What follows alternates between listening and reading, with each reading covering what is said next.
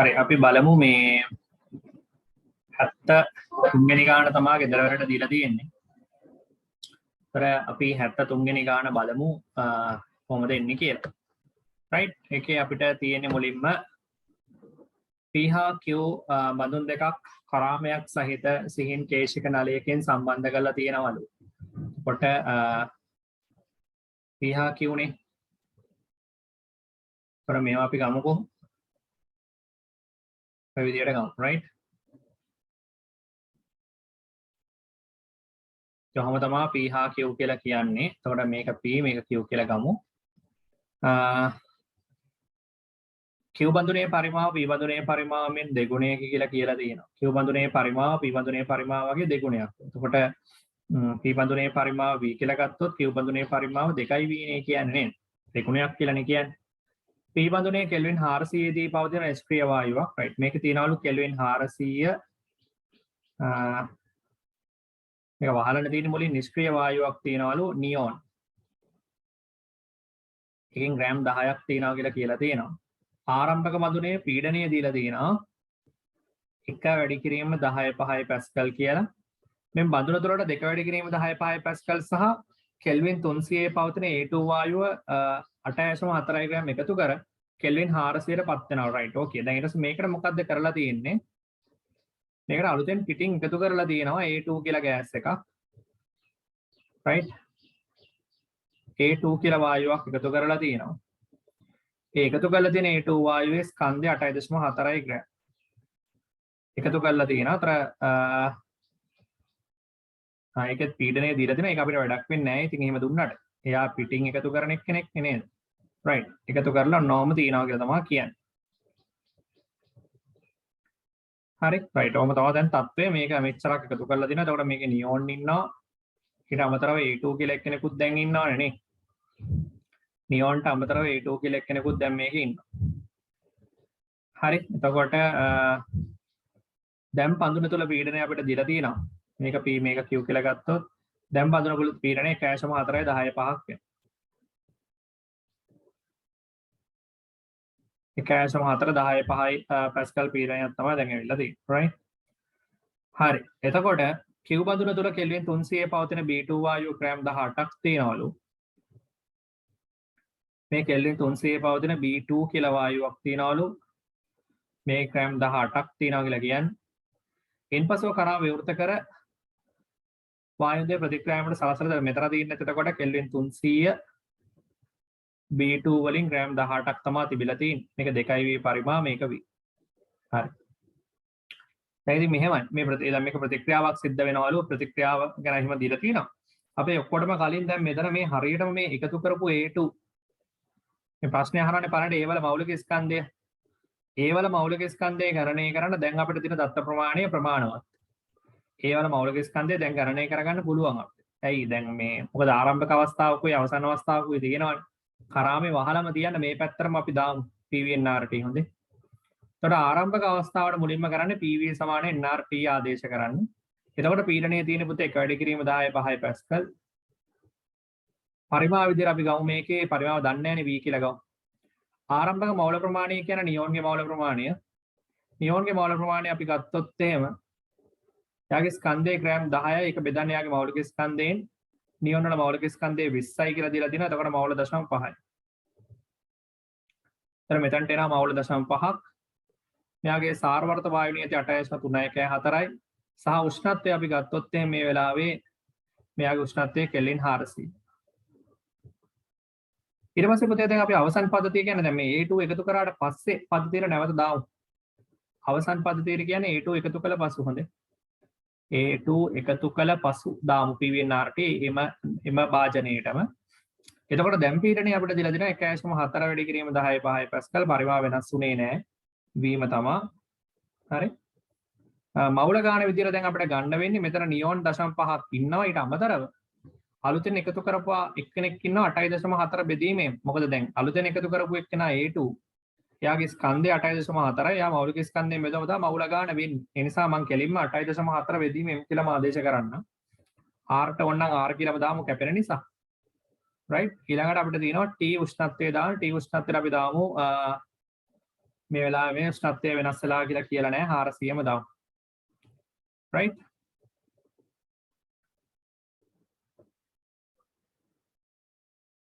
දැන් මේ සමීකරණ දෙක බෙදුවම අපිට ගන්න පුළුවන් සමීකරණ දෙක බෙදලා ගමු m වල අගය. මේ දෙක බෙදනකොට කොහොමද බෙදෙන්නේ? v අගයකට v කැපෙනවනේ. r ට r උත් කැපෙනවා අපිට ලියන්න ඕනේ 400ට 400ක් කැපෙනවා. එතකොට 1.4 10 පාට 10 පහක් කැපෙනවනේ. 1.4 බෙදීම එක අපි දෙවෙනි සමීකරණය පළවෙනි සමීකරණයෙන් බෙදුවොත් 0.8 බෙදීමෙන් මේක බෙදනකොට 1ට 0.5 කියලා දාගමු කුනේ 0.5 මේට යනකොට 0.7ක් වෙනවනේ.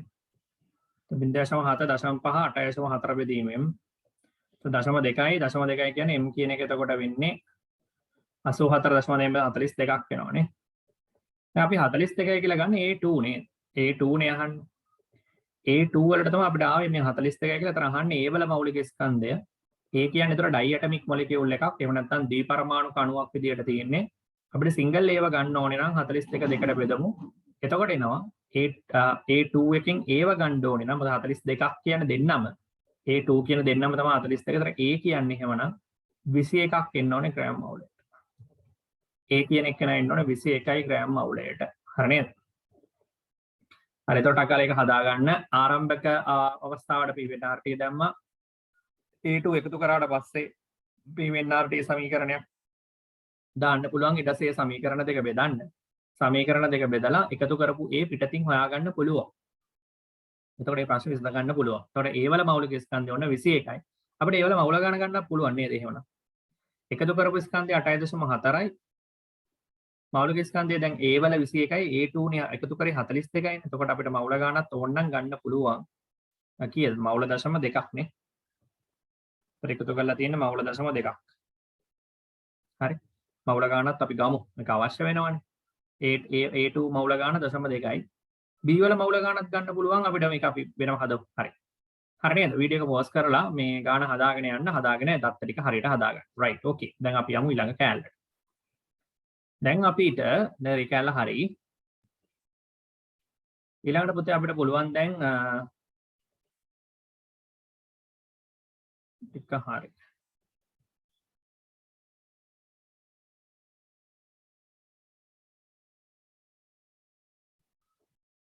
දැන් අපිට පුළුවන් එහෙමනම් දැන් ඒක අපි ගණනය කරලානේ තියෙන්නේ. ඊළඟට අහන්නේ ආරම්භයේදී Q බඳුන තුළ පීඩනය. දැන් ඒක හොයන්න කලින් අපිට දත්ත ටිකක් අවශ්‍ය වෙනවා. අපි B වල මෞල ගානක් ගමුකෝ මුලින්ම. B වල මෞල ගාන කීයද? B වල ස්කන්ධය 18යි මේ මෞලික ස්කන්ධය මෙතන දීලා තියෙනවා. එතකොට 18 බෙදන්න B2 කියන්නේ 30 දෙකක් කියන 60යි. ඒතර 10න් 3ක් කියන්නේ මෞල දශම 3ක් වෙනවා. නේ? ඒතර මෞල දශම 3යි. හරි. right. එතකොට ඔන්න B2 B කියන්නේ 30යි B2 කියලා ගත්තේ. හරි. okay. දැන් එතකොට මේ ආරම්භක පීඩනය ගන්න පුළුවන්. ඉතින් අපි PVNRT එකක් දාමුද මේ සමීකරණය? අපි මේ ආරම්භක අවස්ථාවේ කිව්වට PVNRT දැම්මොත් මොකද වෙන්නේ? පීඩනය දන්නේ නැහැ පරිමාව 2යි v. ආරම්භක මෞල ගාන දැන් දන්නවා 0.3යි. r ට r දාමු උෂ්ණත්වයේ කෙල්වින් 300 පළවෙනි සමීකරණය. දැන් අපිට පුළුවන් නේද අර කලින් ලියපු සමීකරණයක් එක්ක බෙදන්න. මේ මෙයාට ලියුවා සමීකරණයක්. අපි මෙයාටත් ආරම්භක අවස්ථා සමීකරණය. පීඩනය අපි හැබැයි ඒක දන්නවනේ. ඔව් දන්නවනේ ආරම්භ පීඩනය. ඒකට අපි ලියමු 1 වැඩි කිරීම 10/5. ඒකේ පරිමාව v ආරම්භක මෞල ගාන ඒක 0.5යි නේද? r එක r මයි උෂ්ණත්වය 400. මේකත් එක්ක බෙදලා අපිට පුළුවන් නේ පීඩනය හොයාගන්න Q වල. නේ Q වල ආරම්භක පීඩනය හොයාගමු. මේක දන්නේ නැහැ. එතකොට මේ දෙක බෙදුවොත් අපි 1 2කින් බෙදමු. පරිමාව පද දෙක කැපෙනවා. r පද දෙක කැපෙනවා. 0.2කට 0.2කුත් කැපෙනවා. එතකොට ඉන්නේ p බෙදීම 1 වැඩි කිරීම 10/5 සමානයි. මෙතන 3 බෙදීම 5 මෙතන ඉන්නේ ආය පාරක් 3 බෙදීම 4. ඒ කියන්නේ මේ 3 අරත් 3 9ක් එනවනේ. ඒතර 9 වැඩි කිරීම 10/5 බෙදීම 20 නේ. ඒතර 9 20ෙන් බෙදා ගන්න තියෙන්නේ. 9 20ෙන් බෙදුවොත් 24ක් වෙන 80ක් එනවනේ. 4ක් 4 20යි. අපි අතන 2යි v එකක් අපි 2යි v ගත්තේ නැද්ද මෙතන? ගත්තේ නෑනේ. මෙතන 2යි මෙතන එන්නේ 2යි v නේ. ඒතර ඒ අතන 40ක් වෙන්න ඕන. 20 නෙමෙයි මේ බෙදීම දෙක මෙහෙට එනකොට වැඩි කිරීම දෙයක් කියලා 40ක් වෙන්න ඕනේ. එතකොට නේද? ඔහොමනේ එන්නේ. තව දෙකක් එන්න එපා. මේ කෙලිම 40 කියලා මොකව? 9 40ම බෙදලා දාමුකෝ එකපාරම. 9 බෙදීම 40 කියන්නේ 40 සරත් දෙක 80යි. මෙතනත් ආයේ දෙකක් නේ. 0.225 නේ. කියන්නේ 2.25යි 10යි 4ක් වෙනවා පැස්කල් වලින් පීඩනය. කාරණේ 2.25යි 10යි 4ක් වෙනවා පැස්කල් වලින් පීඩනය. ආරම්භක පද්ධතියේ Q ආරම්භක භාජනයේ තියෙන පීඩනය 2.25යි 10යි 4යි පැස්කල් වෙන්න ඕනේ ආරම්භක අවස්ථාව. ඒකදී අපි කළේ Q භාජනයේට PVNRT සමීකරණයක් දැම්ම අර කලින් අපි මේ මොනවාද ආරම්භක P භාජනයටත් PVNRT සමීකරණ දෙකක් ආදේශ කරලා තිබුණානේ. ඒ ආදේශ කරලා තිබිච්ච දෙකෙන් කැමති එකකට ආදේශ කරලා අපිට ඔක P ගණනය කරන්න පුළුවන්. මොකද අව එකම දත්තනේ තියෙන්නේ නේද? ප්‍රශ්නයක් නැහැ. හරි. ඔන්න එකත් හරිය. ආරම්භයේදී Q බඳුන තුල පීඩනයයි මෞලික ස්කන්ධය දෙකම හෙව්වා. දැන් x වල අගය ගණනය කරන්න කියලා කියන්නේ. x වල අගය කියන්නේ මොකද්ද? වීඩියෝ එක පෝස් කරලා ලියා ගන්න. x වල අගය. x එකක් කොහෙන්ද ආවේ? අපි ඒක බලමු පොඩ්ඩක්. දැන් උතන වෙලා තියෙන්නේ දැන් ඔය දැන් ඊට පස්සේ දැන් භාජන දෙක විවෘත කරනවා ළමයිනේ. එහෙමනේ දැන් ඔය කිය. දැන් භාජන දෙක විවෘත කරනවා. ඒතර භාජන දෙක විවෘත කරාම මොකද වෙන්නේ? භාජන දෙක මෙහෙම විවෘත කරාම දැන් මොකද වෙන්නේ? මෙතන මේ අපි මෙයාගේ කෙල්වින් 400ම තියෙනවා කියලා ගමු. මෙයා කෙල්වින් 300ම තියෙනවා කියලා ගමු. උෂ්ණත්ව වෙනස් වෙනවා කියලා කියලා නැති නිසා. right. දැන් භාජන දෙක විවෘත කරලා මොකද කරන්නේ? ආ දෙකෙහිම උෂ්ණත්වය 100 ගානේ වැඩි කරනවා. ඒ කියන්නේ දැන් මෙයා 400 තිබ්බේ මෙයා 300 තිබ්බේ 400 100කින් වැඩි කරාම කෙල්වින් 500ක්. ඒතර මෙයා 300 නැතිව මෙයා කෙල්වින් 400. તો උෂ්ණත්වය වැඩි කරාම Q බඳුනේ පරිමාව 120කින් වැඩි වුණා. එතකොට දැන් මෙයාගේ පරිමාව අපි ගත්තේ V නේ. මෙයාගේ පරිමාව තිබ්බේ 2V. එහෙම නේද? මෙයාගේ පරිමාව තිබ්බේ V අරයාගේ පරිමාව තිබ්බේ 2V නේ. ඒතර දැන් 2V තිබිච්ච එක 120කින් වැඩි වුණා. ඒතර ඒ කියන්නේ මොකද්ද? 2V වලින් 120ක් කියන්නේ කීයද? 2V වලින් 120ක් කියන්නේ 0.4යි නේ. ඒතර තිබිච්ච පරිමාව 2V වැඩි වෙච්ච පරිමාව 0.4යි නම් දැන් තියෙන නව පරිමාව 2.4යි වෙන්න ඕන නේද? 2.4යි වෙන්න ඕන ඔය කියන විදිහ. මෙතන කියන්නේ Q බඳුනේ පරිමාව 120කින් වැඩි කරන ලදී. එතකොට Q බඳුන තිබුණේ පරිමාව V පරිමාවක. ඕකේ පරිමාව 120කින් වැඩි වෙනවා නම් හරි. එතකොට මේ තව 120ක් ඇඩ් වෙනවා. එතකොට තව 120ක් ඇඩ් වෙනවා නම් ප්‍රශ්නයක් නැහැ. එතකොට මේ ඇඩ් වෙන ගාන අපිට වෙනම එකතු කරන්න පුළුවන්. right.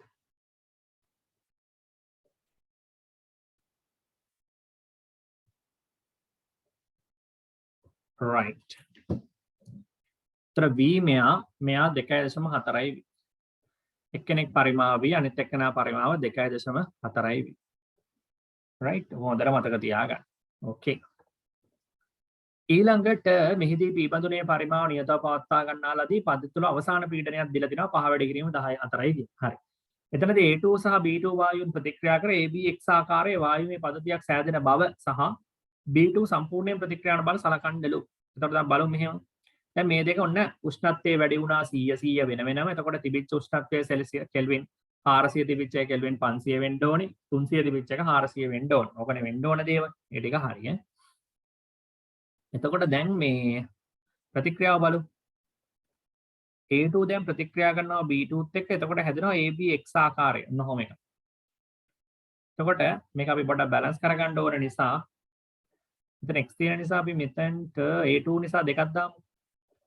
B දැන් 2x තියෙනවනේ එහෙනම් මෙතන x දාමු. හරි නේද එතකොට? එතකොට බැලන්ස් වෙනවනේ. දැන් මෙතන මේ දෙකක් තියෙන නිසා කොහොමද මෙතන දෙකක් එන්න එපේ. එතකොට B එක ළමයි මොකද වෙන්නේ?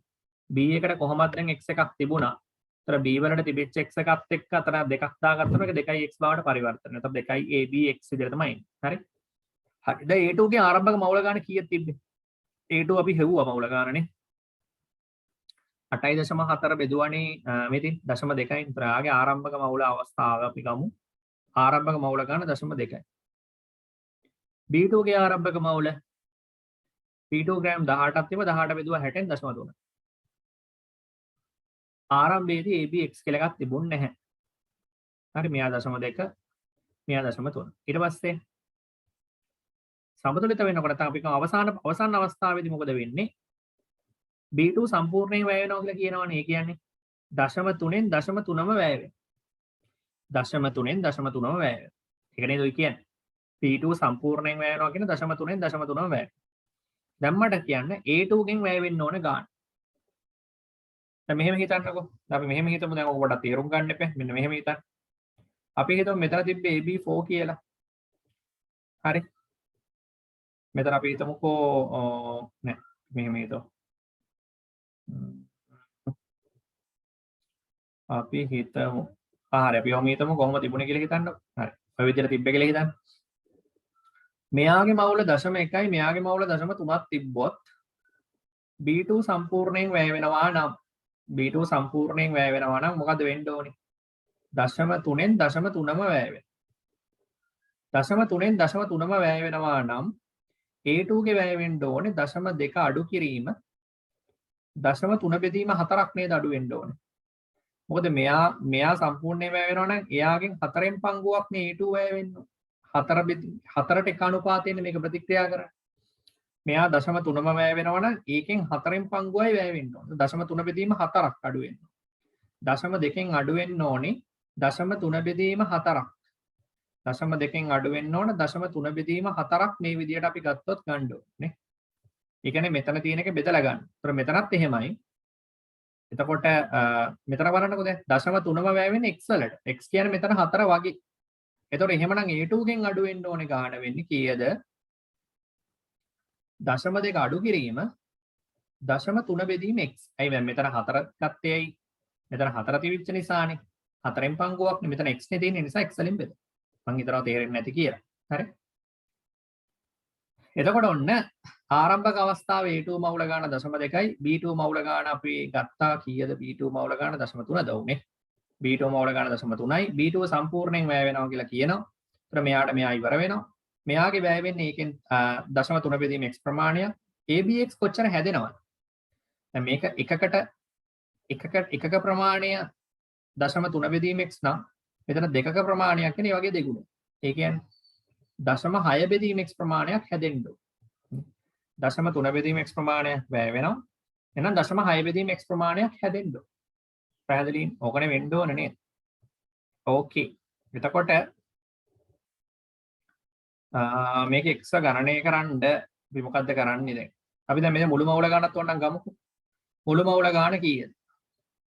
මේකේ මුළු මවුල ගාන වෙන්නේ 0.2 අඩු කිරීම 0.3 බෙදීම x ධන 0.6 බෙදීම x. හැබැයි අපි අමතක කරන්න හොඳ නැහැ මේකේ නියෝන් හිටියානේ. මේ නියෝන් ග්‍රෑම් 10 තාම ඉන්නවනේ. ඒ කියන්නේ මවුල කොච්චරක්ද නියෝන් වල තිබුණේ? නියෝන් වල තිබුණා 10 බෙදීම 20ක් කියන 0.5ක් මවුල වෙනම තිබුණා. ඒතකොට දැන් ඔන්න මුළු මවුල ගාන අපිට ගන්න පුළුවන් කීයද කියලා. දැන් මේක එකතු කරලා ගන්න. 0.5යි මෙතන 0.2 0.7යි. 0.7 0.6න් 0.3ක් අඩු කරාම 0.3යි.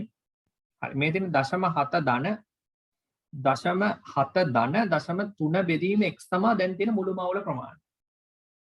හරිනේ? ඔන්න මේක 0.1ක් මම එළියට ගත්තොත් එහෙම ඇතුලේ එනවා 7 ධන 3 බෙදීම x කියලා. හරිනේ? 0.1 එළියට ගත්තොත් එහෙම 7 ධන 3 බෙදීම x තියෙන මවුල ප්‍රමාණය තමයි දැන් මේකේ තියෙන්නේ. දැන් පටලවා ගන්න එපා. මේ මවුල ප්‍රමාණය ගණනය කරපු විදිහ ගැන ඔලුවට දාගන්න. A2 හිටිය මවුල ගාන දන්නවා. B2 හිටිය මවුල ගාන දන්නවා. B2 සම්පූර්ණයෙන් වැය වෙනවා නම් ඒ කියන්නේ 0.3න් 0.3 වැය වෙනවා නම් ඒකෙන් 3න් පංගුවයි වැය නෑ sorry ඒක x වලින් බෙදුවම තමයි ඒක A2 වැය වෙන ගාන එන්නේ. ඒක 0.2 අඩු කිරීම 0.3 බෙදීම x තමයි A2 ගේ ඉතුරු වෙන මවුල ප්‍රමාණය. ABX සෑදෙන මවුල ප්‍රමාණය A2 ගේ වැය වෙන මවුල ප්‍රමාණය වගේ දෙගුණයක්. මොකද එකට දෙක ස්ටොයිකියෝමිතිය තියෙන නිසා. එහෙම ගත්තාම මුළු මවුල ප්‍රමාණය කියන්නේ මෙන්න මේ හතර දෙනාගේ එකතු. 0.1 වාරයක් 7.3 බෙදීම x. right? ඔක පටලවා ගන්න එපා හොඳට මතක තියාගන්න. හරි. දැන් ඔන්න මුළු මවුල ප්‍රමාණය දන්න. දැන් මේ මුළු මවුල ප්‍රමාණය තමයි මේ දෙදෙනා අතර වැය වෙන්න ඕනේ. මේ මුළු මවුල ප්‍රමාණය තමයි මේ දෙදෙනා අතර වැය වෙන්න ඕනේ. දැන් අපි දන්නවා අපි දැන් හොඳටම පැහැදිලිවම දන්නවා කරාමයක් විවෘත කරාට පස්සේ ළමයි කරාම විවෘත කරාම දෙදෙනාගේ අතර මවුල ප්‍රමාණය ටික බෙදිලා යනවානේ. මේ මුළු මවුල ප්‍රමාණය ඉන්න තියෙන්නේ. අපි දැන් මේ જાතියේ ගාණක් හැදුවා 2000 LL ගාණ මතකයේද? 2000 LL ගාණ මේ ගාණම තමයි. ඔයාලට පුළුවන් තේරුම් ගන්න. එතකොට දැන් මේ මුළු මවුල ප්‍රමාණය දැන් පීඩන දෙක සමානයි. අපි දැන් දන්නවා කරාම විවෘත කරාට පස්සේ දෙදෙනාගේ පීඩන සමාන වෙන්න ඕන. ඒක තමයි මේකේ තියෙන තියරි එක. මෙයාගේ පීඩනය P නම් මෙයාගේ පීඩනයත් P ම තමයි. හරි. පීඩන දෙක සමානයි. එතකොට මෙන්න මේ මවුල ප්‍රමාණය තමයි දැන් මුළු මවුල ප්‍රමාණය. ඒක මේ දෙන්න අතර බෙදිලා යනවා. අපි හිතමු මෙයාගේ මවුල ප්‍රමාණය n1 කියලා ගමු. මෙයාගේ මවුල ප්‍රමාණය n2 කියලා ගත්තොත් n1 ධන n2 කියන ප්‍රමාණය තමයි මුළු මවුල ප්‍රමාණය. ඒ කියන්නේ මේ 0.173 බෙදීම x. මේක එක සමීකරණයක් විදිහට ඔයාලට ගන්න පුළුවන්. n1 ධන n2 සමානයි 0.1 වාරයක් n1 ධන n2 සමානයි 0.1 වාරයක් 7 ධන 3යි x. 7 ධන 3 බෙදීම x. හරි මේ මුළු මවුල ප්‍රමාණය දෙදෙනා අතර බෙදලා ගිහිල්ලා තියෙන්නේ. දෙදෙනා අතර බෙදලා යන්න ඕනේ මේ මුළු මවුල ප්‍රමාණය. ඔක තමයි අපි ඔය කරන්නේ. එතකොට n1 ධන n2 එක හරි. ඊළඟට ළමයි මතක තියාගන්න ඕන දේ තමයි n1 ධන n2 එක හරිනේ. තව සමීකරණයක් ගන්න එපා n1 n2 වලින්නේ. හරි. අපි මේකට p වෙන්න RT දැම්මොත් මොකද වෙන්නේ? පීඩනය p පරිමාව v මවුල ප්‍රමාණය අපි n1 කියලා ගමු. r ට r දාමු උෂ්ණත්වය 500. දෙවෙනි සමීකරණයක් දාමු. ඒකෙත් පීඩනය p ම තමයි. පරිමාව 2.4යි v මවුල ප්‍රමාණය n2 r එක rමයි දැන් කීයද 400. මේකනොත් අපිට ගන්න පුළුවන් මේ දෙක බෙදලා n1 සහ n2 ට සම්බන්ධතාවයක් ගොඩනගා ගන්න පුළුවන්. අපිට නැත්තම් අපිට මෙහෙම කරන්නත් පුළුවන් ඇත්තට. මෙහෙම කරන්නත් පුළුවන්. මෙහෙම නැතුව අපිට පුළුවන් නේද මේ n1 n2 වෙන වෙනම හොයන්න. මේ n1 n2 වෙන වෙනම හොයන්න බැරිද? n1 n2 වෙන වෙනම හොයන්න බැරිද? පුළුවන්. කොහොමද n1 n2 වෙන වෙනම හොයන්නේ? n1 සහ n2 වෙන වෙනම හොයන්න වාට තියෙන මේකට p වෙන්න RT දානවා. පීඩනය p පරිමාව v මවුල ප්‍රමාණය n1 r ට r උෂ්ණත්වය 500. මෙන්න මේක දාලා මේ n1 ගණනය කරන්න අපි කලින් සමීකරණයක් එක්ක බෙදමු. කලින් මේ p වෙන්න RT දාපු සමීකරණයක් කාට හරි කමන්න. මේ ආරම්භක එකට දාපු එක දාමු. විතර ඔක්කොම ටික දන්නවනේ. ආරම්භක අවස්ථාවේ පීඩනය කීයද අපි කලින් පාවිච්චි කරා මේ සමීකරණය. එක වැඩි කිරීම 10 5යි පරිමාව v මයි ආරම්භ මවුල ප්‍රමාණය තිබුණ කීයද? 0.5යි නේද ආරම්භය 0.5 මෙන්න මේ බෝලෙට මේ දාන්නේ. r ට r ම දාන උෂ්ණත්වය 400. මේ දෙක බෙදලා අපිට පුළුවන් n1 හොයන්න. නේ? n1 මේ විදිහට හොයමු. එතන v ට v කැපෙනවා. r ට r උත් කැපෙනවා. බිඳු දෙකකට බිඳු දෙකකුත් කැපෙනවා. හරි. එතකොට මෙතන එන්නේ 5යි n1 බෙදීම 0.5 වාරයක් 4. මෙතන එන්න p බෙදීම එක වැඩි කිරීම 10 5. ඒතර මේකත් අපිට සුළු කරගන්න පුළුවන්. 5ට 5 එකයි මේ 0.5 කියන 0.1යි නිකන් 0.4. 0.4 මේකට වැඩි වුණා 0.4මයි. ඒතර 0.4 වැඩි කිරීම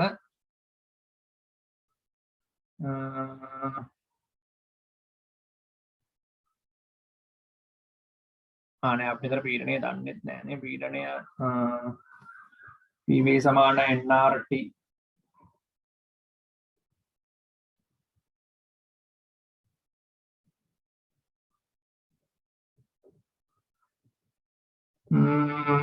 මේක පද දෙකක් දන්නේ නෑ නේද? ඉන්න බලන්න. ඒතර n1 එකට ඕනනම් ps වලින් ප්‍රකාශනයක් කරන් කලින් එකට ආදේශ කරන්න පුළුවන්. එහෙම කරන්නත් පුළුවන්. ප්‍රශ්නයක් නෑ. අපි පීඩනය දන්න අවස්ථාවක පීඩනය අපි වෙනම ගණනය කරගෙන පීඩනය අපිට පුළුවන් වෙනම ගණනය කරන්න. පීඩනය ගණනය කරලා අපිට බෙදන්නත් පුළුවන්. ඒක එහෙම දෙයක් කරන්නත් පුළුවන් හැබැයි. පද්ධතිය අවසාන පීඩනය දීලා තියෙනවා නේද? උනේ මේ පද්ධතිය අවසාන පීඩනය දීලා තිනවා 5 වැඩි කිරීම 10 4යි කිය. පද්ධතිය අවසාන පීඩනය 5 වැඩි කිරීම 10 4යි කියලා දීලා තියෙනවා නේ. ඒ තරම් ප්‍රශ්නයක් නැහැ. අපි මේ p එක දන්නවනේ අපි ආව ආදේශ කරමු. මේ p එක අපි දන්නව පද්ධතිය අවසාන පීඩනය දීලා තියෙන්නේ. 5 වැඩි කිරීම 10 4. ඒතර ප්‍රශ්නයක් නැහැ. ප්‍රශ්නේ විසඳෙනවා ලස්සනට. මෙයාටත් අපි දාමු 5 වැඩි කිරීම 10 4. එතකොට දරුවෝ මෙයා 0.1 එක නායි 0.5මනේ. එතකොට එනවා n1 n1 කීයද එන්නේ? මෙයා 10 4කට මෙයාගේ 10 5ක් යවනවා 10ක් ඉතුරු වෙනවා. ඒතර ආයේ 0.5ක් එන්නේ. මෙයා එක වුණොත් 5 වෙනවා. එතකොට 4 බෙදීම් 5ක් කියන්නේ 0.2යි නේ. හරි නේද ගත්තා. මෙතන 5 බෙදීම 4 මෙතන 0.5 5ට 1යි මෙයා 0.5යි.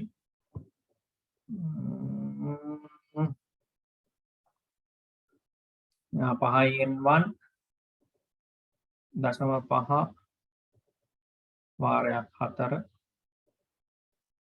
10 4ක් ගියාම 10 5 කියන 10ක් වෙනවනේ. එතකොට 5 බෙදීම 10 කියන්නේ 0.5යි. එතකොට n1 සමාන වෙනවා ඒක වැඩි කරන්න 0.4. 5 4 20යි 0.2. n1 0.2යි කියලා එනවනේ. හරි. ඔන්න එනවා n1 වල අගය 0.2යි කිය. හරි නේද වැඩි? ඔන්න n1 ගණනය කරගත්තා. දැන් n1 හරි. අපි n2වත් හොයාගන්න ඕන ඔය විදියටම. හරි n1 මුලින්ම හොයාගන්නකො වීඩියෝ එක පෝස් කරලා. වීඩියෝ එක හරියට පෝස් කරලා දැන් මම කරපු දේ තේරෙන්නේ නැති ආරම්භක අවස්ථාවේ සමීකරණය. මෙන්න මේ බෝලෙට දාපු සමීකරණයක් එක්ක මම මේකේ අවසන් පද්ධතිය මේ පීඩනය දීලා තියෙනවා. මේ අවසන් පද්ධතියේ එක මේ බෝලෙට දාලා දෙන PVNRT සමීකරණ දෙක සමාන කරලා බෙදලා තියෙනවා. වෙන මොකුත් කරලා නැහැ. සමීකරණ දෙකක් බෙදලා අගයක් අරගෙන තියෙන්නේ වෙන මොකුත් කරලා නැහැ. right? හරි.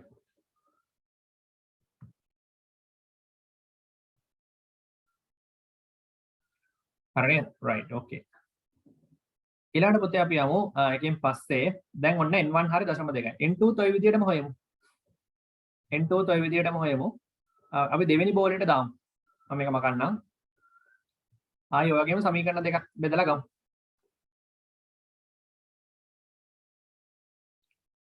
පළවෙනි බෝලෙටම දාපු එකම ගමුකෝ. අර අපි දැන් මේ මෙන්න මෙතන දැන් මෙන්න මේ අවසාන එක දැන් මුලින්ම ලියමු.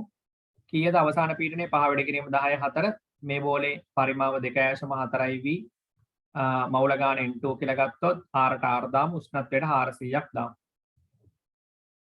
අර කලින් දාපු බෝලෙටම දාගමුකෝ. කලින් පීඩනය කීයද 1 වැඩි කිරීම 10 5 පරිමාව v මවුල ගාන තිබ්බේ 0.5යි r වාරයක් t ට 400ම තමයි. මම මේ බෝලෙට තමයි දාන්නේ ආරම්භක අවස්ථාවට. ඔක කැමති එකක් දාලා බෙදන්න කොහොම කරත් එකට එන්න ඕන උත්තර. එතකොට v ට v කැපෙනවා. r ට r කැපෙනවා 400ට 400ක් කැපෙනවනේ මේකේ. n2 කියන්නේ කීයද එතකොට? 5.5න් වැඩි කරනවා කියන 2.5යි නේද? 2.5 2.4න් වැඩි කරන්න තියෙනවා.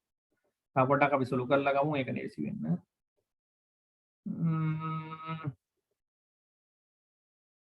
right එතකොට එහෙම තමයි ගන්න වෙන්නේ. 2.4 බෙදුවොත් 1.2ක් වෙනවනේ. ආයෙම ගමු. 1.2 වැඩි වීම 0.5 2.4 කියන්නේ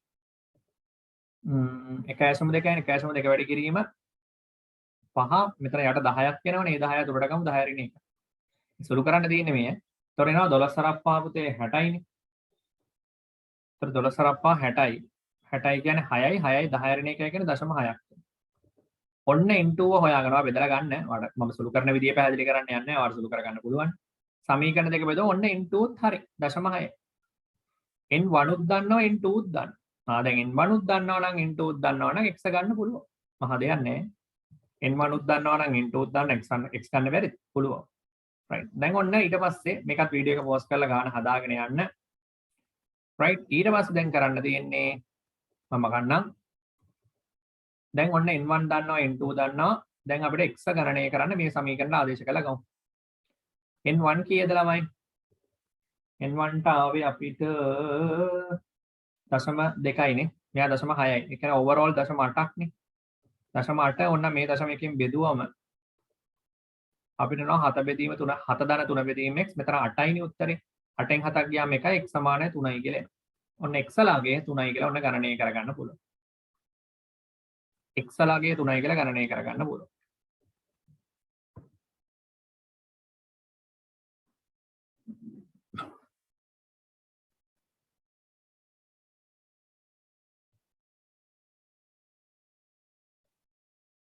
හරි නේද? හරියට ලියාගන්න.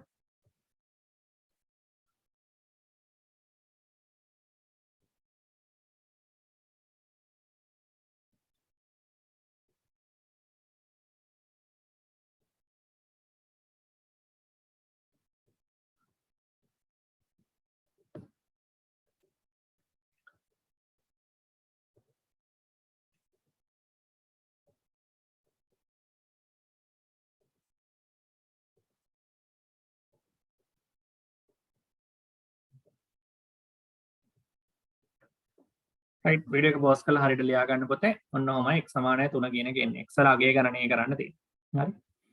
හරි. මේක ඉතාලම හොඳ මට්ටමේ ගැටලුවක්. ඉතින් ඒ ගාන මුලින්ම ආයි පාරක් අලුතෙන් මුලින් ඉඳන් හදලා try කරගන්න පුළුවන්ද කියලා. right?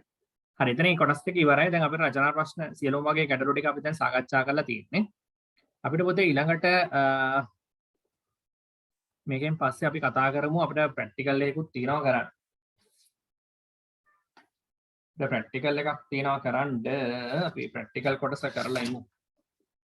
මේ ප්‍රැක්ටිකල් එක අපි පොඩ්ඩක් අද සාකච්ඡා කරමු. මේකේ ප්‍රශ්න ටික තමයි ඊළඟට කරන්න තියෙන්නේ. හරි ලියන්න මාතෘකාව ප්‍රායෝගික පරීක්ෂණ අංක 1 තියෙන මුලින්ම සාකච්ඡා කරන්න. සම්මත උෂ්ණත්වයේදී සහ පීඩනයේදී සාහෝපීදී සම්මත උෂ්ණත්වයේදී හා පීඩනයේදී සම්මත උෂ්ණත්වයේදී සහ පීඩනයේදී ඔක්සිජන් වල මෞලික පරිමාව සෙවීම. ඔක්සිජන් වල මෞලික පරිමාව සෙවීම. කියලා මාතෘකාව ලියන්න right මුලින්ම ලියන්න අනුමාතෘකාව උපකරණ ඇටවුම කියලා ලියන්න මාතෘකාව උපකරණ ඇටවුම කියලා ලියන්න මාතෘකාව right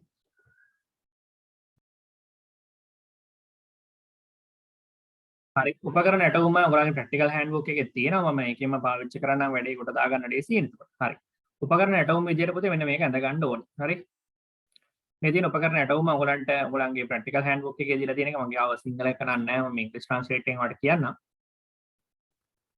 හරි මේ තියෙන සෙටප් එක මෙන්න මේ සෙටප් එක ඇඳ ගන්න. වීඩියෝ එක පෝස් කරලා ලස්සන අදින්න.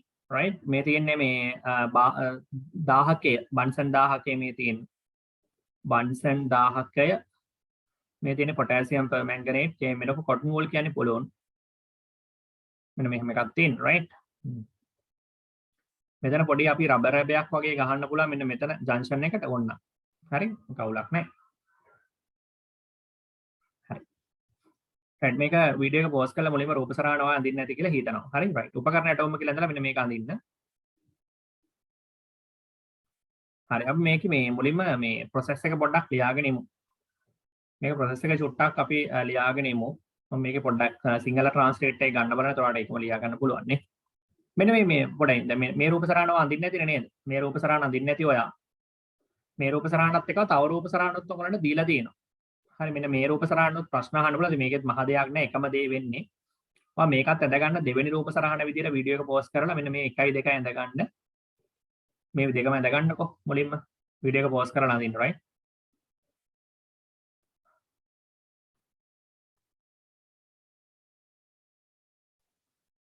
මේකෙන් බලමු මේ සිංහල ඔයගොල්ලන්ගේ පොතක් තියෙනවා අපි එකෙන් බලමු මේ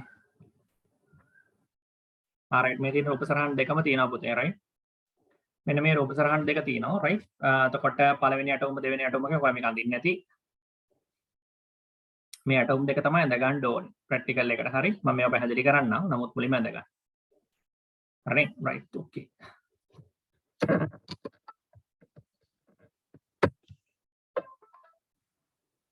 හරි දැන් ඔන්න ඇටවුම් දෙකම හරිනම් අපි ඊට පස්සේ මේ පොඩ්ඩක් මේක තියෙනවා පුතේ මේ ක්‍රමවේදය තියෙනවා අන්නේ ක්‍රමවේදය ලියාගත යුතුයි හරි මෙන්න මේ ක්‍රමය ටිකත් වීඩියෝ එක පෝස්ට් කරලා ලියන්න වියලි KMnO4 ග්‍රෑම් 5ක් පමණ කිරාගෙන වියලි කැකෑරුම් නලයකට දාන්නලු කැකෑරුම් නලයේ උඩ කෙළවර ආසන්නයට කපු පුළුන් සල්පයක් එකතු කරන්න කැකෑරුම් නලයේ මුළු ස්කන්ධයේ KMnO4 පුළුන් සමග මැනගන්න රත් කරන්න හරි මෙන්න මේ ටික කියනවා මෙන්න මේ ටික කරන්න මුලින් මේ ටික ලියා ගන්නකො මුලින් right ඒකත් වීඩියෝ එක පෝස්ට් කරලා ලියා ගන්න ක්‍රමවේද හරි දැන් මම කියන එක අහගන්න දැන් මම හිතනවා ඔක්කොම ලියාගෙන කරගෙන ඇඳගෙන කරගෙන ඇති කියලා right මේකට වෙලාව දෙන්නේ නැහැ ඔයගොල්ලන්ට වීඩියෝ පෝස්ට් කරලා කරගන්න පුළුවන් හරි දැන් මෙන්න මේකයි පුතේ අපි මුලින්ම කරන්නේ අපි කරන්නේ මෙන්න මෙතනින්ද අපි මේකේ මේ මම මේ පල්ලෙහා රූප සරහණෙන් පැහැදිලි කරන්නත් පුළුවන් මේ ඇටවුම් වලින් නැත්නම් අපිට මේ පාඩමම කලින් අර පෙන්නපු මේ එකෙන් පැහැදිලි කරන්නත් පුළුවන් දැන් අර මම කලින් පෙන්නුවා නේද රූප සරහණ මේ සිංහල එකේ මම හිතන්නේ ඇටවුම් දෙකටම මේ සිංහල එකේ එකම ඇටවුම නේද මේ දීලා තියෙන්නේ. ඔව්. එකම ඇටවුම දීලා තියෙන්නේ මේක පොඩ්ඩක් වරද්දලා තියෙන්නේ. මේ එක ඇටවුමක් මම අර ඉංග්‍රීසි එකකින් පෙන්නපු එක තමයි අනිත් ඇටවුම වෙන්නේ. තව එකක් පෙන්වන්නේ වාට.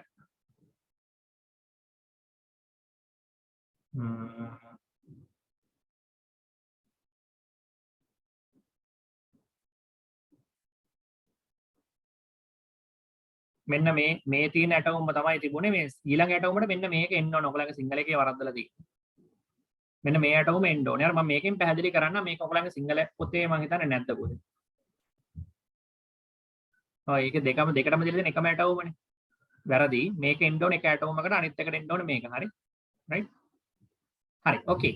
මම මේකෙන් පැහැදිලි කරන්නම්. මේකේ මුලින්ම කරන්න පුතේ මෙන්න මේ වගේ දෙයක් මේකේ පැහැදිලිවම කරන්න. දැන් ක්‍රමවේදය ඒවා ලියලා තියෙන නිසා අලුතෙන් කියන්න දෙයක් නැහැ. දැන් KMNO4 කියන එක තමයි මේ රත් කරන්නේ මෙතන. මෙතන KMNO4 අරන් තමයි අපි රත් කරන්නේ, right? ඒතර KMNO4 රත් කරනකොට වෙන්නේ පුතේ K2MNO4ත් එක්ක MNO2ත් එක්ක O2 දෙනවා. ඒතර මේක ඝණයක් නේ, මේකත් ඝණයක්, මේකත් ඝණයක්, මේක වායුවක්. මෙතන දෙකක් දාගත්තා නම් හරිය නේද? හරි. ඔහොමයි වෙන්නේ. KMNO4 රත් කරනවා කියලා කියන්නේ KMNO4 ස්පටික අරගෙන KMNO4 ස්පටික පරීක්ෂණයට දාලා රත් කරනවා. රත් කරනකොට මෙන්න මෙහා ඝණයක්, මෙහාත් ඝණයක් විදිහට ඉතුරු වෙන ඔක්සිජන් වායුව මොකද වෙන්නේ? ඔක්සිජන් වායුව නිකුත් වෙනවා. නිකුත් වෙන ඔක්සිජන් වායුව මෙන්න මෙහෙම පරීක්ෂණලේ දිගේ ගිහිල්ලා මෙන්න මෙතනින් උඩින් රැස් වෙනවා. මේ තියෙන O2 වායුව. O2 වායුව රැස් වෙනකොට ජල මට්ටම පහළ බහිනවා. මෙන්න මේ ජල මට්ටම පහළ බහිනවනේ. ඔක්සිජන් එකතු වෙන්න මේ ජල මට්ටම පල්ලෙහාට බහිනවා. ඒක තමයි මේගොල්ලෝ මේ කියන්නේ ඝන සෙන්ටිමීටර් 300යි 400ක ප්‍රමාණයක් එකතු කරගන්න කියලා කිව්වේ ඒකයි. හරි. මෙතන කියලා තියෙනවා නේද? මේ ඔක්සිජන් වායුව නිසා ජලය 350 450 විස්ථාපනය වෙනවා කියලා තමයි කියලා තියෙන්නේ. ඒ විස්ථාපනය වෙනවා කියලා කියන්නේ මෙන්න මේකයි.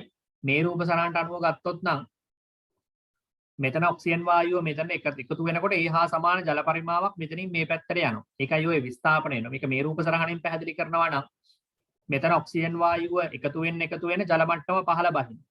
ඒ පහළ බහින ජල මට්ටමට සමාන ජල ප්‍රමාණයක් මෙතනින් විභාජනයට එනවා. එතකොට මේ පිරිච්ච ජල ප්‍රමාණය සමාන වෙන්න ඕන මෙතන එකතු වෙච්ච ඔක්සිජන් වායුව පරිමාවට. ඒක තමයි මේ රූප සරහණෙන් පැහැදිලි කරනවා නම් කරන්න තියෙන්නේ. එහෙම නැත්නම් අපි අනිත් රූප සරහණෙන් පැහැදිලි කරනවා නම් කරන්න තියෙන්නේ අපිට තියෙන්නේ මෙතන හරියට මෙෂර් කරගන්න උඩට එකතු වෙන්න මොකද වෙන්නේ මේ ජල මට්ටම පල්ලෙහාට බහිනවා. ඒ ජල මට්ටම පල්ලෙහාට බහැලා ඒක අපි මේ හරියට විතර වගේ වෙයි. මේ හරියට විතර වගේ වෙනකන් 300ක් 400ක් විතරට මේකේ ජල මට්ටම පල්ලෙහාට බහැලා මෙතන සම්පූර්ණයෙන්ම වායුව විතරක් ඉතුරු වෙන අවස්ථාවක් එයි මෙන්න මේ වගේ. හරි මේ තියෙන ඔක්සිජන් වායුව. ඒතර ජල මට්ටම මේ ගානට ඇවිල්ලා තින්න අපි අර මේ දැන් මෙතන ඇත්තටම මේ බටේත් පොඩ්ඩක් එළියට අදින්න ඕන. හරි මේ බටේ පොඩ්ඩක් එළියට ඇද ගන්න ඕනේ. මේ ඔක්සිජන් වායුව මේ හරියට විතර පිරුණාට පස්සේ මෙන්න මේ හරියට වගේ බටේ එනකම් මේක එළියට ඇද ගන්න ඕනේ. මොකද එළියට ඇද ගන්න කියලා කියන්නේ නැත්නම් බටෙත් මේක ඇතුළේ තිබ්බොත් එහෙම බටේටත් යම් පරිමාවක් යනවනේ ළමයි. බටේට යම් පරිමාවක් යන නිසා බටේ පොඩ්ඩක් පල්ලෙහාට ඇද ගන්න ඕනේ. රයිට්. බටේ චූට්ටක් පල්ලෙහාට ඇද ගන්න ඕනේ. මේ හරියට විතර වගේ වෙනකම් බටේ තියාගත්තා නම් හරි. පොඩ්ඩක් උඩට තියාගන්න. කොහොම තව පල්ලෙහාට අදින්න හොඳ නැහැ. අතර වතුර පිරනවනේ මේකට. ඒතර ප්‍රශ්නයක් නේ. මේ වතුර ටික ගිහිල්ලා ඊට පස්සේ මේකට ගියොත් එම අවුලක්. ඒ නිසා වතුර පිරෙන්නේ නැති වෙන්න පොඩ්ඩක් බටේ චුට්ටක් එළියට ඇදගෙන තියාගන්න. රයිට්. බටේම එළියට ඇදලා තියාගන්න ඕනේ ඔක්සිජන් වායුව පිරලා ඉවර වෙනකොට. හරි. දැන් අපි කරන්නේ මෙහෙමයි. මුලින්ම පුතේ මෙන්න මේ හරිය මෙන්න මේ කොටස කියලා හිතන්නකො. මෙන්න මේ කොටසේ මුලින්ම ආරම්භක ස්කන්ධය මනිනවා. ආරම්භක ස්කන්ධය මනිනවා. හරි. ඊට පස්සේ අවසන් ස්කන්ධය මනිනවා. දැන් මට කියන්නේ කල්පනා කරලා ආරම්භක ස්කන්ධයේ තියෙන්නේ කවුද? KMNO4 නේ. ග්‍රෑම් 5ක් ගන්න කියන දැන් ඔයාලා ඉරණ තියෙන්නේ ඒවා. දැන් ආරම්භක ස්කන්ධය අරගෙන ඊට පස්සේ අවසන් ස්කන්ධය ගත්තම M2 වෙනවා නම් ඒක තේරුම දැන් ඉතුරු ඔක්කොම ටික එහෙමම තියෙනවනේ. අවසන් ස්කන්ධය කියලා පහින් මේ කැලලමනේ. ස්කන්ධ අඩුවීමක් සිද්ධ වෙනවා නම් අඩු වෙන්නේ මෙන්න මේ පිට වෙන ඔක්සිජන් වායුව නිසා. මොකද මේ දෙක ඝන දෙකක් විතර ඉතුරු වෙනවා. ඒතර එහෙමනම් ඇත්තටම පිට වෙලා තියෙන ඔක්සිජන්. එහෙමනම් පිට වූ ඔක්සිජන් ප්‍රමාණය වෙන්නේ ආරම්භක ස්කන්ධයෙන් අවසාන ස්කන්ධය අඩු කරාම M1 අඩු කිරීම M2 තා පිට ඔක්සිජන් ස්කන්ධය. මේක මවුල ගාන ගන්න ඕන නම් O2 මවුල ගාන ගන්න ඕනේ නම් M1 අඩු කිරීම M2 ගෙන් 32කින් බෙදුවා නම් එනවා මවුල ගාන. ඔන්න පිට වෙච්ච ඔක්සිජන් වල මවුල ගාන හෙව්වා. හරිනේ? රයිට්. දැන් ඒතර ඔයා ලියා ගන්න ඕන උතන අපි දැන් ගණනය කිරීම කියලා ලියලා සමීකරණය ලියන්න. ආරම්භක ස්කන්ධය M1 අවසන් ස්කන්ධය M2 පිට වූ ඔක්සිජන් ස්කන්ධය වෙන්නේ ආරම්භක ස්කන්ධයෙන් අවසන් ස්කන්ධය අඩු කරන්න. M1 ගෙන් M2 අඩු කරන්න. M1 ගෙන් M2 අඩු කරාම වෙනවා පිට වෙච්ච ඔක්සිජන් ස්කන්ධය. ඊට පස්සේ O2 මවුල ගාන ගන්න M1 අඩු කරේම M2 බෙදීම 31. හරිනේ? right. දැන් පුතේ ඔන්න ඔය මවුල ප්‍රමාණය තමයි මෙන්න මෙතන ඇඩ් වෙන්නේ නේ. මේක එකතු වෙන මේ මවුල ප්‍රමාණය. ඒ මවුල ප්‍රමාණය මේකට එකතු වෙනකොට තමයි ওই ජල මට්ටම එන්න පල්ලෙහාට වහින්නේ. ජල මට්ටම පල්ලෙහාට බහලා මෙන්න මේ වගේ තැනකට එයි.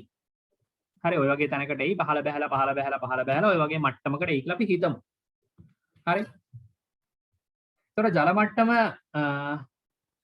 ඔය මට්ටමටම පල්ලෙහාට බහලා හරි ඔය මට්ටමටම පල්ලෙහාට බහලා තියෙන වෙලාවකදී දැන් අපි තේරුම් ගන්න ඕන දේ තමයි බාහිර ජල මට්ටම මේ බලන්න. බාහිර ජල මට්ටම මේ හරිය තියෙන. ඇතුළේ ජල මට්ටම මෙතන තියෙන. බාහිර ජල මට්ටම මෙතන තියෙන. දැන් අපි දන්නවා ෆිසික්ස් වලට ඔයගොල්ලන්ට උගන්වනවා එකම අවස්ථාවක එකම මේ සමස්ථානවලදී පීඩන සමානයි. ඒතර එළියේ තියෙන බාහිර වායුගෝලීය පීඩනය.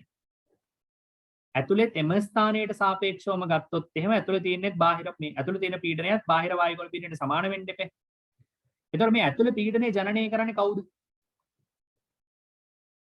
මම මෙන්න මේ ලෙවල් එක ගැන කියන්නේ මේ ලෙවල්ස් දෙක ගැන කියන්නේ. ඇතුළේ පීඩනය ජනනය කරන්නේ මේ පරීක්ෂණ නලයේ ඇතුළේ එකතු වෙන වායුවෙන් නේ. මේ පරීක්ෂණ නලයේ ඇතුළේ එකතු වෙන වායුවෙන් තමයි මෙන්න මෙතනදී පීඩනයක් ජනනය කරන්නේ. එතකොට මේ ජනනය කරන පීඩනය ඇත්තටම ඇති කරන්නේ ඔක්සිජන් වායුවෙන් ඇති කරන පීඩනය PO2 කියමු. ඇත්තටම මේක ද්‍රව ජලය නිසා ද්‍රව ජලයේ උඩ ජල වාෂ්පත් යම් ප්‍රමාණයක් තියෙනවා. මේක මේ ඔක්සිජන් වායුව විතරක් නෙමෙයි තියෙන්නේ හොඳේ. පුතේ ජලය උඩ තියෙන නිසා ජල වාෂ්පත් වෙනවා. ඒතර ජල වාෂ්ප වලුනොත් යම් පීඩනයක් ඇති කරනවා. අපි ඒකට කියනවා saturated vapor pressure කියලා කියනවා. නැත්නම් සිංහලෙන් කියනකොට සංතෘප්ත හරි සංතෘප්ත ජල වාෂ්ප පීඩනය. සංතෘප්ත ජල වාෂ්ප පීඩනය කියන්නේ saturated vapor pressure. saturated vapor pressure එකක් එනවා. එතකොට දැන් අදාළ ද්‍රව ජල මට්ටමට උඩින් වායු කලාපය ඇති කරන සමස්ත පීඩනයේ ජනනය වෙන්නේ ඔක්සිජන් වායුව මගින් ඇති කරන පීඩනය ධන ජලය විසින් ඇති කරන පීඩනය. ඒතර PO2 P0 H2O තමයි ඇති කරන සමස්ත පීඩනය. මේ පීඩනය සමාන වෙන්න ඕනේ. මොකද ඒ පීඩනය දැනෙන්නේ මෙතෙන්ටනේ. ඒ පීඩනය දැනෙන්නේ මෙතෙන්ට. ඒතර ඒ පීඩනය සමානයි එළියේ තියෙන වායුගෝලීය පීඩනයට. ඒතර PATM ට සමානයි. නෝදාවේ.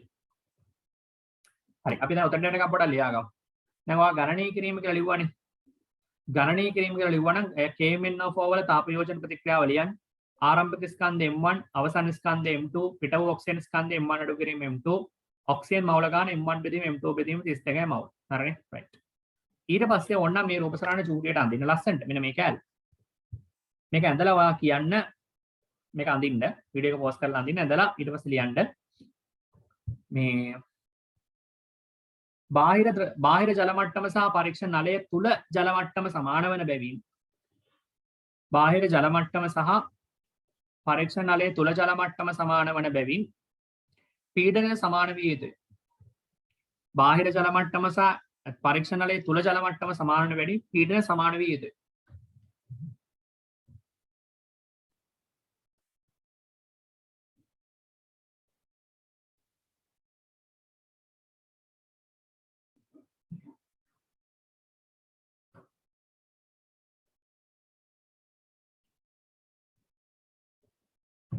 පීඩන සමාන විය යුතුයි කියලා සමීකරණ ලියන්න.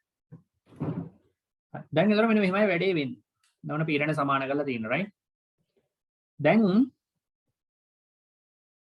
මේ ඔක්සිජන් වායුවේ පීඩනය අපි කොහොමද හොයන්නේ? ඒක හොයන්න මෙන්න මෙහෙමයි හොයන්නේ. දැන් ඔයාලට පුළුවන් මේ බාහිර වායුගෝලීය පීඩනය කියන එක පීඩන මානයක් ඇසුරෙන් මැනගන්න පුළුවන්. මේ බාහිරයට දැනෙන පීඩනය ළමයි.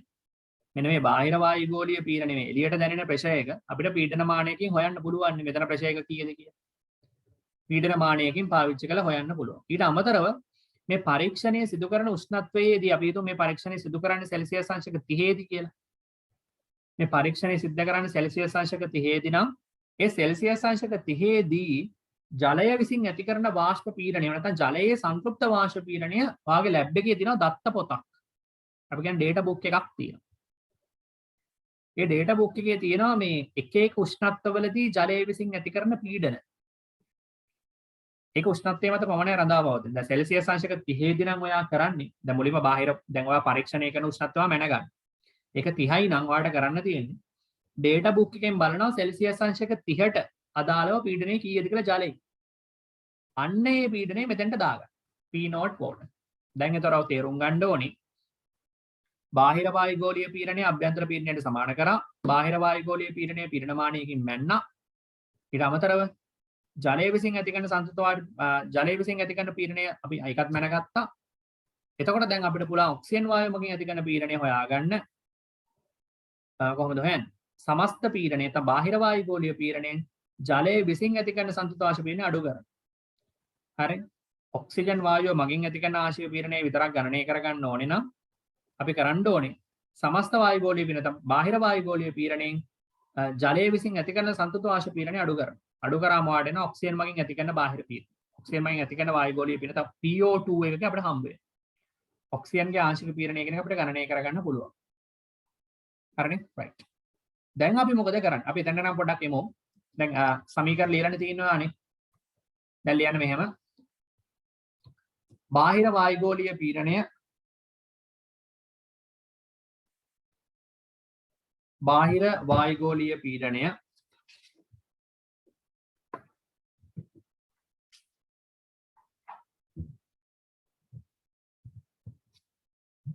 පීඩනමානයක් ඇසුරෙන් ගණනය කරගත හැකි අතර බාහිර වායුගෝලීය පීඩනය පීඩනමානයක් ඇසුරෙන් ගණනය කරගත හැකි අතර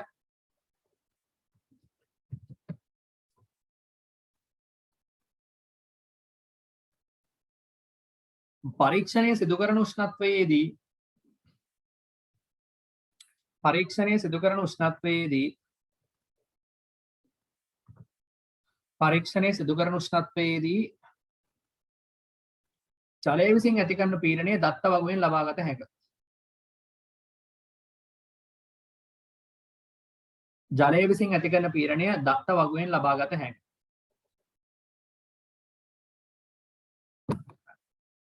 ඒ අනුව ඉහත සමීකරණය භාවිතයෙන් ඔක්සිජන්හි ආංශික පීඩනය ගණනය කරගත හැක.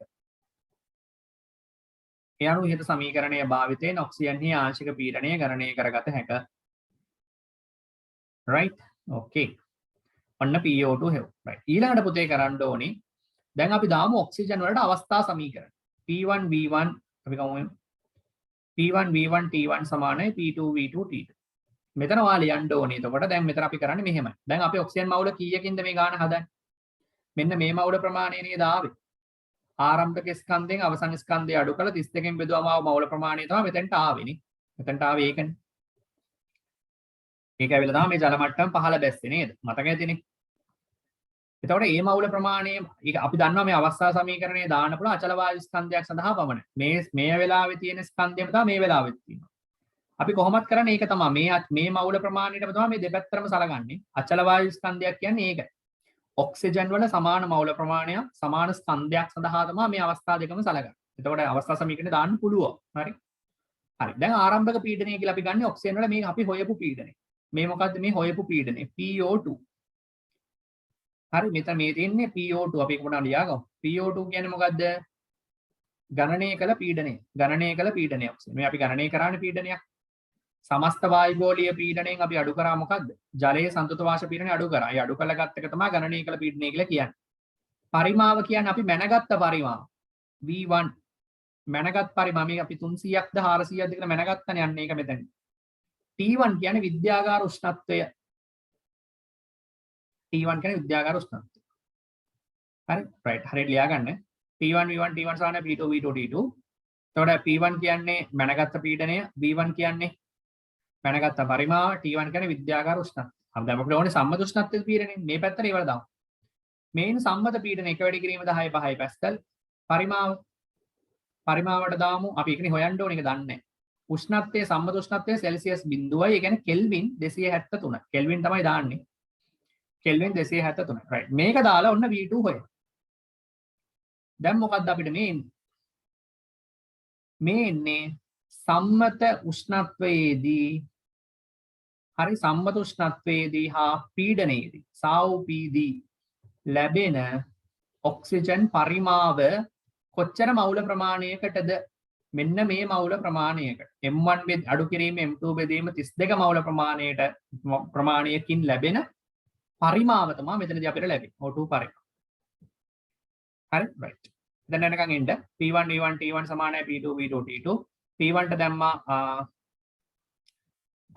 අපි ගණනය කරන ලද පීඩනය පරිමාවට දැම්මේ ගණනය කරන ලද පරිමාව T1 කියන්නේ විද්‍යාගාර උෂ්ණත්වය මේ පැත්තේ P2 කියන්නේ සම්මත පීඩනය B2 කියන්නේ සම්මත අවස්ථාවේදී පරිමාව T1 T2 කියලා කියන්නේ සම්මත උෂ්ණත්වය කෙල්වින් 273 එතනින් ගණනය වෙන්නේ සම්මත උෂ්ණත්වයේ සහ පීඩනයේදී ලැබෙන ඔක්සිජන් පරිමාව හැබැයි කොච්චර මවුල ප්‍රමාණය මෙන්න මේ මවුල ප්‍රමාණය M1 අඩු කිරීම M2 බෙදීම 32 හරි right දැන් අපි පොඩි වාක්‍යයක් ලියමු මෙතන වෙනකන් හරියද කියලා හිතනවා හරි දැන් අපි වාක්‍යයක් ලියමු මොකද වාක්‍යය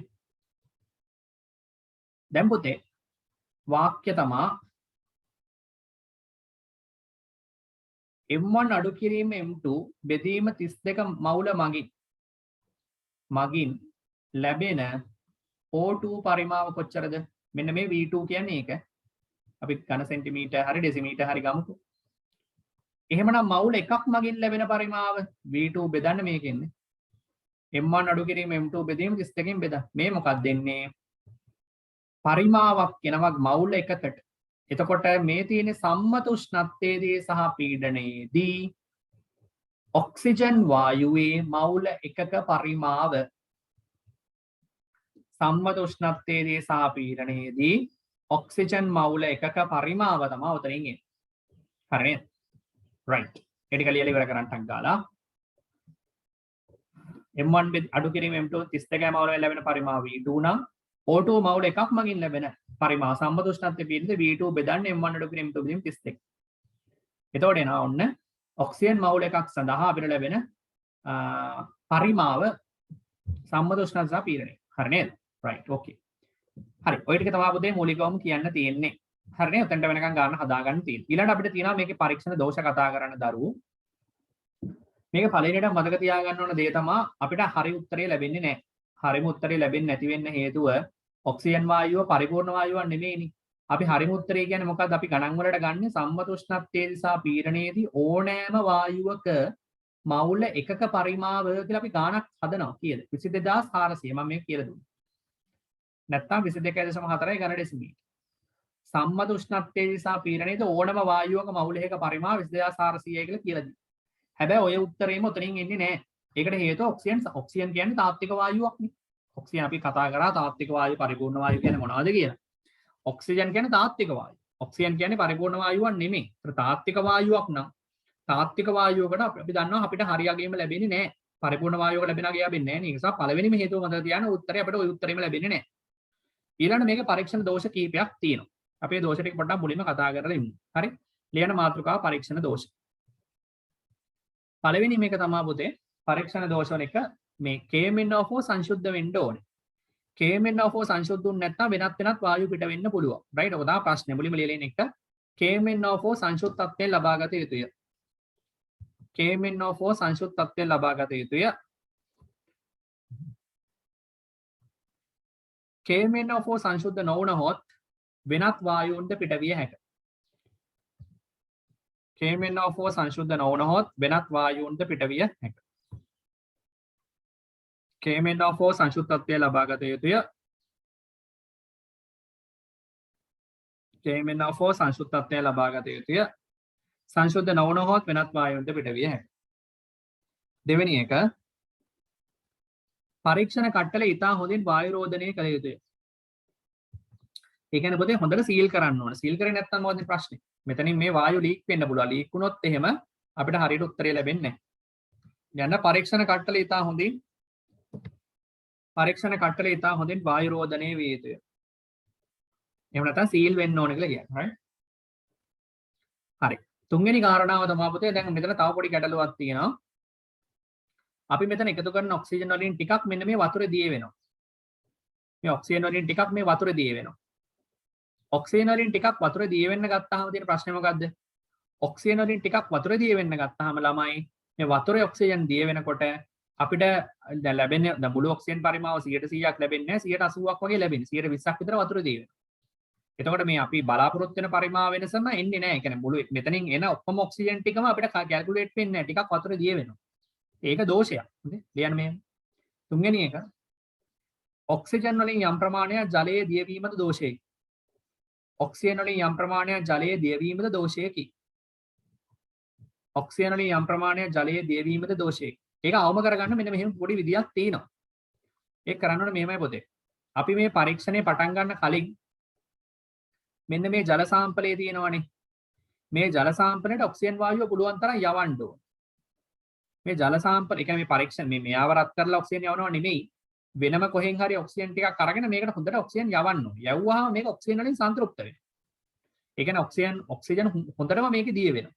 හොඳටම ඔක්සිජන් මේකේ දිය වෙලා තිබ්බහම ඊට පස්සේ අපි මේ පරීක්ෂණය පටන් ගත්තට පස්සේ මෙතනින් යන ඔක්සිජන් ටික වතුර දිය වෙන දින ප්‍රමාණය අඩුයි. මොකද ඔක්සිජන් දැනටමත් වතුර හොඳටම දිය වෙලා තියෙන නිසා තවත් ඔක්සිජන් වතුර දිය වෙන දින chance එක අඩු වෙනවා. ඒකෙන් අපිට මේ ඔක්සිජන් අපිට අවශ්‍ය මෙතනින් පිට වෙන මුළු ඔක්සිජන් ප්‍රමාණය ලබා ගන්නනේ. මෙතනින් පිට වෙන මුළු ඔක්සිජන් ප්‍රමාණය ලබා ගන්නද අපේ ආරමුණ. ඒතර ඒකෙන් ටිකක් මේක දිය වුණා මේ වැඩේ අවුල් යනවනේ. ඒක නවත්ත ගන්න තමයි මම මේ කියන්නේ. ජලය මුලින්ම අපි භාවිතා කරන ජල සාම්පලයේ ඔක්සිජන් වලින් හොඳට සන්තුෂ්ත කරගන්න ඕනේ right. මෙහෙම ලියන්න. පිටවන ඔක්සිජන් වලින් යම් ප්‍රමාණයක් ජලය දිය වෙන්න පුළුවන්. ඒ නිසා යන්නේ යටින් මෙය අවම කර ගැනීම සඳහා පරීක්ෂණයේ ආරම්භයේදී ජල සාම්පලය ඉතා හොඳින් ඔක්සිජන් වලින් සන්තුෂ්ත කළ යුතුය. ජල සාම්පලය ඉතා හොඳින් ඔක්සිජන් වලින් සන්තුෂ්ත කළ යුතුය. ජල සාම්පලය ඉතා හොඳින් ඔක්සිජන් වලින් සන්තුෂ්ත කළ යුතුය. එවිට ජලයේ දියවන ඔක්සිජන් ප්‍රමාණය අඩු වේ.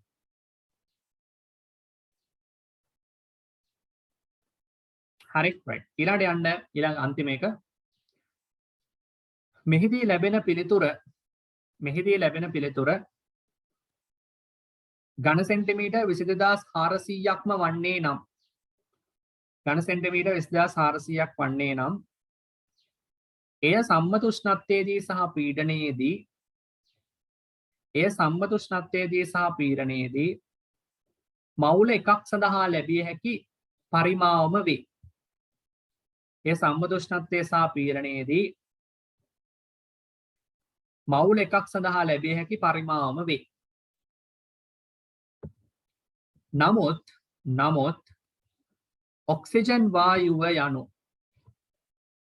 පරිපූර්ණ වායුවක් නොවන බැවින් ඔක්සිජන් වායුව යනු පරිපූර්ණ වායුවක් නොවන බැවින් එම පිළිතුරම ලබාගත නොහැකි වේ. right. හරි. ඊට පස්සේ ලියන්න පොතේ දැන් මේ පුළුන් දාන්නේ ඇයි? පුළුන් දාන්න හේතුව කියන්නේ මේකයි හේතුව. දැන් පොතේ මේ KMnO4 මෙතන දැන් මේ KMnO4 කියන එක නට ඌර්ධෝපාතනය වෙන්න පුළුවන්. ඒ කියන්නේ KMnO4 solid එක වියෝජනය වෙන්නේ නැතුව K2MnO4 MnO2 O2 වෙන්න නැතුව KMnO4ට පුළුවන් හිටපු ගමන් KMnO4 gas වෙනවා. solid එක කෙලින්ම gas වෙනවා. කැඩෙන්නේ නැතුව. ඒකට අපි කියනවා ඌර්ධෝපාතනය වෙනවා කියලා. මේක අපි ඊළඟ පාඩමේදී කතා කරමු. මොකද්ද ඌර්ධෝපාතනය කියන්නේ කියලා ඊළඟ පාඩමේ කතා කරනවා. KMnO4 solid වලට KMnO4 gas වෙන්න පුළුවන් එකපාරම. ඒ කියන්නේ ඌර්ධෝපාතනය වෙන්න පුළුවන් වියෝජනය වෙන්නේ නැතුව. එහෙම වුණොත් KMnO4 වායුව මෙතනින් එළියට යන එක නවත්තන්න තමයි පුළුවන් යදන්නේ. KMnO4 solid එකම gas වුණොත් එහෙම ඒ වායුව මෙතනින් යන්නේ නැහැ මේ පුළුන් තුලින්. මොකද ඔක්සිජන් වගේ චූටි මොලිකියුල්ස් වලට යන්න පුළුවන්. මේ වගේ ලොකු වායුවකට යන්න බෑ. මේ ඒක යන එක නවත්තන්න තමයි මේ පුළුන් කෑල්ල පළවෙනියටම යොදන්නේ. දෙවෙනි එක තමයි සමහර වෙලාවට KMnO4 රත් කරනකොට මේ කෑලි මේ solid මේ ඝන මෙන්න මේ ඝන අංශු විසි වෙන්න පුළුවන්. ඒ විසි වුණාම ඒක මේ ටියුබ් එක ඇතුළට යන එක නවත්තන්නත් පුළුන් දාන්න. ඒතර පුළුන් දාන්න හේතු දෙකක් තියෙනවා. එක තමයි KMnO4 ඌර්ධෝපාතනයෙන් වැළැක්වීම. දෙක KMnO4 වියෝජනයෙන් ලැබෙන ඝන අංශු ඉවතට විසවීම වැළැක්වීම. right. ටකර ලියන්න. දැන් දෝෂ ටික ඉවරයි. යටින් ලියන්න.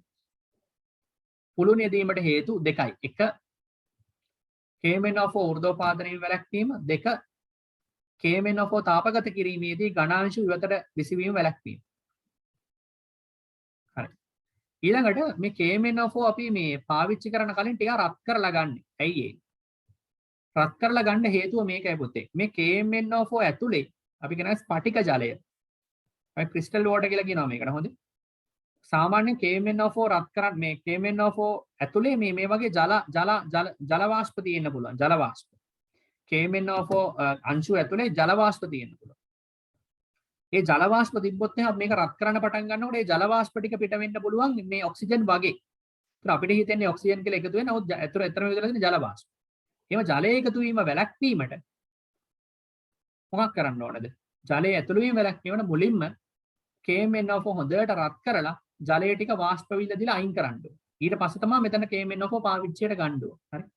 යටින් ලියන්න.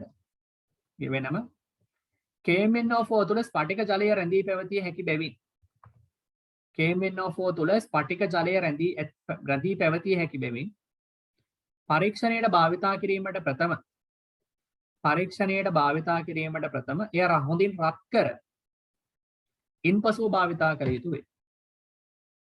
රත් කර ඉන්පසුව භාවිතා කළ යුතු වේ. හරිනේ? ඕකේ. ඔතනින් පුතේ පරීක්ෂණ විස්තර ටික අවසන්. right? පරීක්ෂණයේ සියලුම විස්තර තිබ්බා. ඔක්කොම precautions procedures ලියා ගන්න ඇති. කරන විදිය රූප සරහන් නේ මම අඳ ගන්න ඇතිනේ. හරි. දැන් තියෙනවා ටියුට් එකේ ප්‍රශ්න පුතේ. අර මම ටියුට් එකේ ප්‍රශ්න දීලා තියෙනවා මේක. හරි. අර ටියුට් එකේ මේ ප්‍රශ්න ටිකක් දීලා ඇති.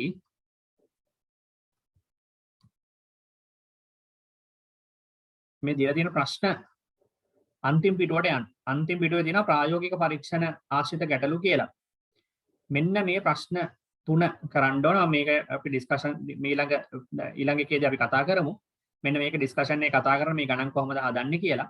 මෙන්න මේ පරීක්ෂණයේ ආශ්‍රයෙන් තියෙන ප්‍රශ්න වලට උත්තර ලියන්න මේ ඔක්කොම ටික අපි සාකච්ඡා කරනවා. මේ ටිකට උත්තර ලියන්න ඊළඟට. හරිනේ? right. okay.